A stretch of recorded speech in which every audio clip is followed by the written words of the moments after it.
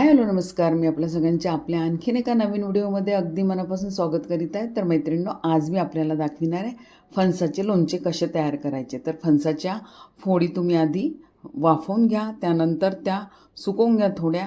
आणि मी कैरीसुद्धा आणलेली होती मार्केटमध्ये, तिला हळद आणि मीठ लावून एक दिवस ठेवलं, पाणी काढलं, त्या सुकवल्या. त्यानंतर हा मसाला करून घेतलेला आहे. मसाल्यासाठी मी वापरलेले आहे कलमी घेतली आहे, जिरं घेतलं आहे, ओवा घेतला आहे, काळी मिरी घेतली आहे, लहान विलायची घेतली आहे आणि मेथ्या घेतल्या आहे.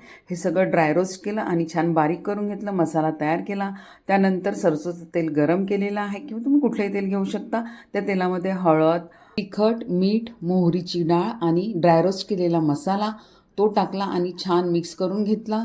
त्यानंतर फणस आणि ज्या कैरीच्या फोडी होत्या त्यामध्ये हा मसाला छान मिक्स केला, बरणीमध्ये भरला आणि वरूनसुद्धा मग आपल्याला तेल टाकायचं होतं. तेल गरम केलं, छान थंड होऊ दिलं आणि टाकलं. झालं तयार फणसाचं लोणचं.